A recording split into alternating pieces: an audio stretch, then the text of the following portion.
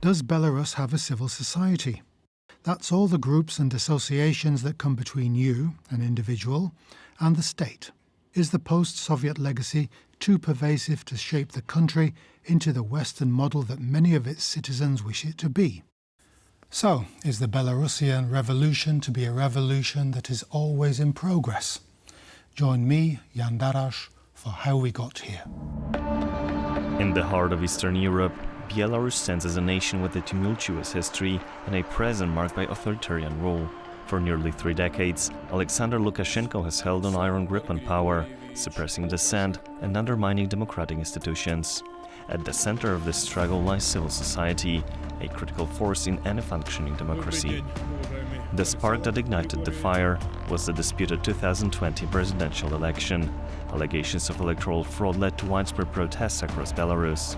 Citizens took to the streets, demanding transparency, accountability and fair representation. In response, Lukashenko's regime cracked down on activists, journalists and civil society organizations. Thousands fled the country with no prospect of ever coming back. The crackdown intensified, and human rights organizations like Vyazna speak of even up to almost 1,500 political prisoners. For Lukashenko, however, they are enemies of the state. The so-called opposition that you mentioned, it has nothing to do with political opposition. These are people who have spoken out against the state, not against the authorities, but against the state and against their own people. Despite the repressions, Belarusian civil society organizations refuse to be silenced. Many leaders and activists have been forced into exile, seeking refuge in nearby countries. Poland, Lithuania and even Georgia have become havens for those continuing their work. These exiled voices, supported by local civil society groups, amplify their efforts beyond Belarus borders. Of course, we are fighting as much as we can from inside the country. We are building communities. We are showing the regime that we didn't allow regime to change our minds. But of course, most effective actions can be done from abroad. And then came the seismic shift, Russia's invasion of Ukraine. Suddenly, the struggle for democracy extended beyond Belarus. Activists, opposition figures and civil society leaders found themselves working not only for their homeland, but also for their wider region. As Belarus grapples with its autocratic ruler, civil society remains a beacon of hope. Despite exile, imprisonment and threats, those brave individuals continue to champion democracy, human rights and justice.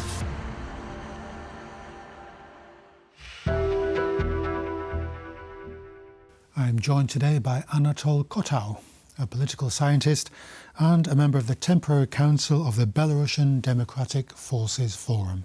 So welcome again to the programme. Good to have you. Nice to see you again. Great.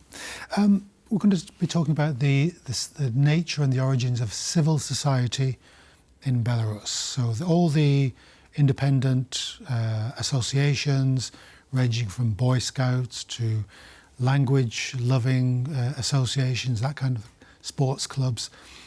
When did this independent opinion, independent groups, in your opinion, when did they originate? Or was there a point in time, or was it a question of 1970s, 1980s relaxation by the state? Actually, if we speak about Belarus, it's more about late 80s of the previous century. Then it was a time of perestroika, and the state, the Soviet Union, and the local authorities were more, say, light-minded about what is going on in Belarus. Some media started to appear, independent journalism started to appear, and actually that was the time when the most prominent Belarusian movement, Belarusian National Front, has appeared, and it was a probably sign of Belarus's natural wish for independence.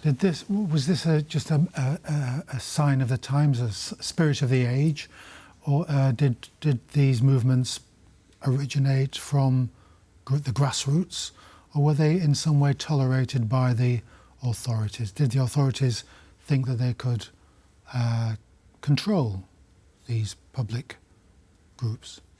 I guess the authorities, local authorities in Belarusian Soviet Republic were not prepared for such a situation, because also the 80s of the past century were the time of relief, but on the other hand, it was there was a time then the first clashes between these state police and the demonstrators, because it was the first time when Chernobyl marches started to appear, and it was the time then Zenon Pozniak and his comrades or his fellows tried to investigate what has happened in Kuropati, where Stalinists killed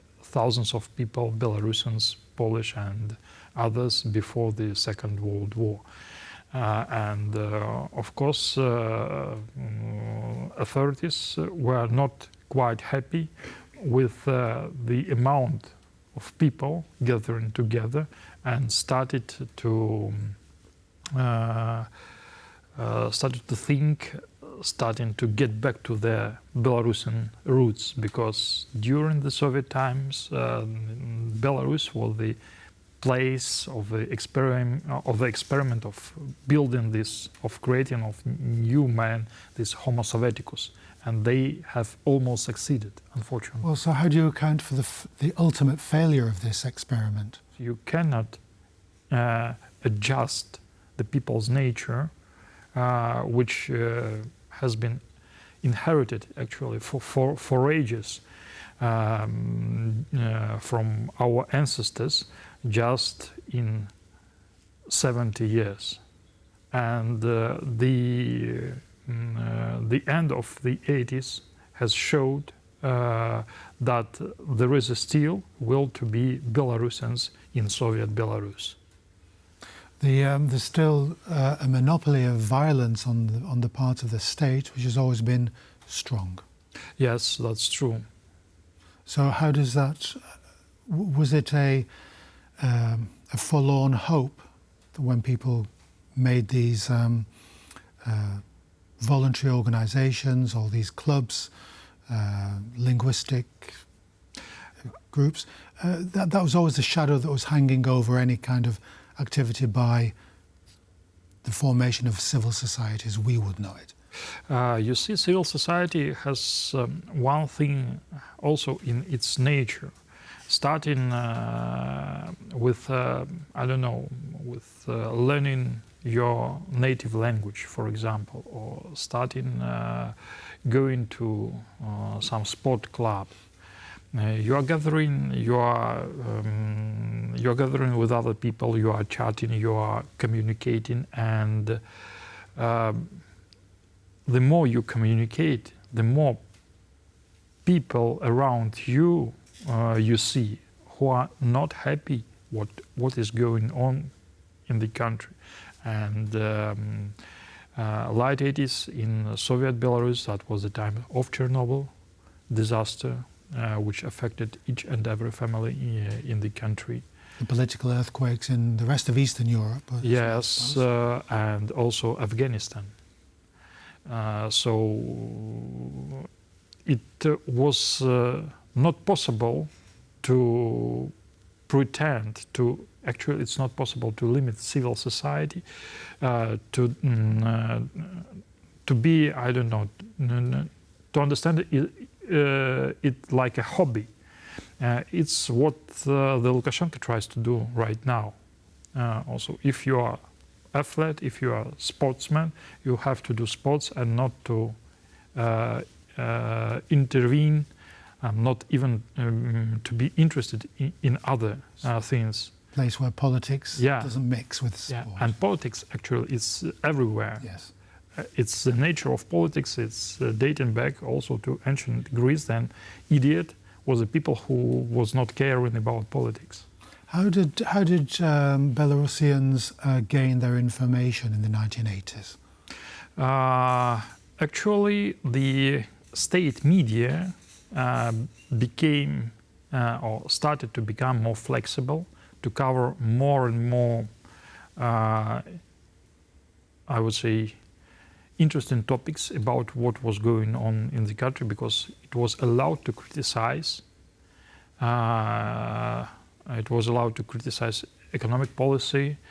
It was difficult to criticize policy or political leaders of the state, but still that also was the time then in the Soviet Union the first big processes, criminal process against big party bosses were started.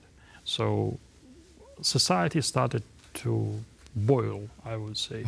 So if we fast forward now till 2020, where the quashing of these spontaneous demonstrations on the streets of Belarusian towns, how is the situation now?